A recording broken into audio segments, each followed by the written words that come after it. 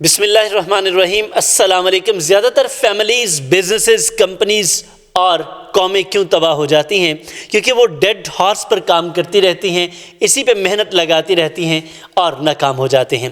آج آپ دیکھیں گے کہیں آپ بھی تو ڈیڈ ہارس پر ہی اپنی انرجیز ویسٹ نہیں کر رہے، اپنا سارا وقت ضائع تو نہیں کیے جا رہے، اپنے سکلز تو نہیں ضائع کیے جا رہے، کہیں آپ کے ڈریمز بھی ڈیڈ ہارس کی نظر تو نہیں ہو رہے۔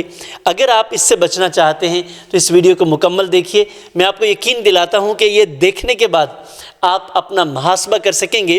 مجھے ابھی ایک کویسچن آیا ہے کہ سر ہم اپنے آپ کو کیسے جان سکتے ہیں؟ تو سر یہ جو ڈیڈ ہارس ہے نا، جب آپ اس کی جان چھوڑیں گے تو پھر آپ خود کو پہچان پائیں گے۔ سر امیجن کیجئے ایک گراؤنڈ میں ایک گھوڑا مردہ پڑا ہے، اور گھوڑا چونکہ شاہی گھوڑا ہے، اب اس کے ارد گرد کوئی 50 لوگ بیٹھے ہیں جو یہ مشورہ کر رہے ہیں کہ اس گھوڑے کے اوپر کاٹھی نہیں لگائی جائے، اس گھوڑے کے لیے کھانے کا سامان کہاں سے لایا جائے، اور اس گھوڑے کے لیے رکھوالا بدل دیا جائے۔ اور وہ یہ سوچ رہے ہیں کہ اس گھوڑے کے لیے پانی پینے کا، دوڑنے کا انتظام کسی مختلف جگہ پہ کیا جائے، اور وہ یہ بھی سوچ رہے ہیں کہ اس گھوڑے کے لیے حکیم اور رکھا جائے، چونکہ یہ پہلے حکیم کی وجہ سے گھوڑا مر چکا ہے۔ اور وہ یہ بھی سوچ رہے ہیں کہ اس کے اوپر جو پہلے شخص سوار ہوا کرتا تھا اب وہ سوار نہیں ہوگا، چونکہ اس کی وجہ سے یہ گھوڑا مر چکا ہے۔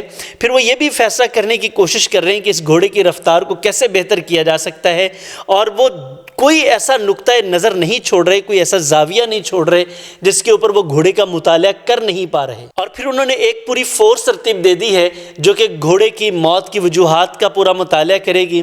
مطالعہ کرنے کے بعد ایک رپورٹ بادشاہ سلامت کو پیش کرے گی، اور یہ ساری کی ساری رپورٹ کے مطابق پھر یہ فیصلہ کیا جائے گا کہ گھوڑا مردہ ہے یا نہیں۔ اب اس کمیٹی کو چلانے کے لیے ان کو کافی سارے فائنانس کی ضرورت ہے، چونکہ ہر بندے کو اس کی تنخواہ ملے گی، ایک کوئی 6 ماہ کا، سال کا وقت لگے گا، اور پتہ چلے گا اس کے بعد کہ یہ گھوڑا مردہ ہے یا اس کے وجوہات کیا ہیں۔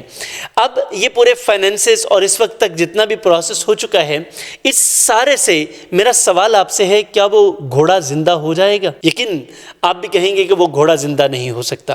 سر بالکل اسی طرح ہماری زندگی میں بھی، ہمارے گھروں میں، ہماری کمپنیز میں، ہمارے بزنسز میں، ہماری جاب پلیس پر، سر ہماری اپنی زندگی میں، ہمارے گھر میں ایسے بے شمار لوگ موجود ہوتے ہیں جو اس مردہ گھوڑے کی وجوہات تلاش کرنے میں ساری انرجی صرف کر دیتے ہیں، جبکہ بہترین راستہ تو یہ تھا کہ اب یہ گھوڑا مر چکا ہے، نئے گھوڑے کی تلاش کی جائے، اور نئے گھوڑے کے لیے وہ ان کاموں سے بچا جائے جن وجوہات کی وجہ سے یہ گھوڑا مر چکا تھا۔ لیکن نہیں، ہم انسان، پرابلم یہ ہے جو تھرڈ ورلڈ کنٹریز کا میکسیمم پرابلم ہے کہ ہم مردہ گھوڑے کے پیچھے لگے رہتے ہیں، ہم اس گزرے ہوئے سانپ کی لکیر پیٹتے رہتے ہیں، جبکہ لکیر پیٹنے سے سانپ مر نہیں جائے گا۔ لوگ ماضی میں رہنے کو پسند کرتے ہیں، اور جب لوگ ماضی میں رہنا شروع کر دیتے ہیں سر، ان کا حال بھی برباد ہو جاتا ہے، بلکہ حال، برا حال اور بدحال ہو جاتا ہے، اور مستقبل کا تو کوئی حال اور نام و نشان ہی نہیں رہتا، کیونکہ جو لوگ ماضی میں رہتے ہیں وہ اپنا حال بہتر نہیں کر پاتے، اور جو لوگ اپنا حال بہتر نہیں کر سکتے سر، ان کا کوئی مستقبل نہیں ہوتا۔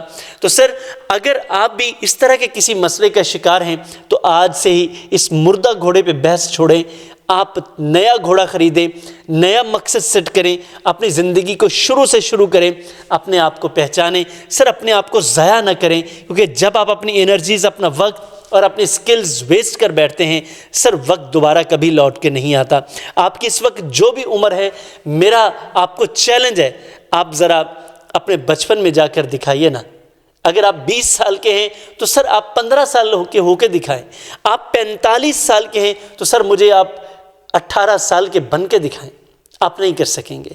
آپ کے پاس جتنی بھی دولت ہے ساری آپ خرچ کر دیں، آپ وہ اپنا بچپن واپس نہیں لا سکیں گے۔ جیسے وہ ایک بڑا زبردست سانگ ہے، یہ دولت بھی لے لو، یہ شہرت بھی لے لو، بھلے لے لو مجھ سے میری جوانی، اب وہ مجھ کو لوٹا دو وہ بچپن کا ساون، وہ کاغذ کی کشتی، وہ بارش کا پانی۔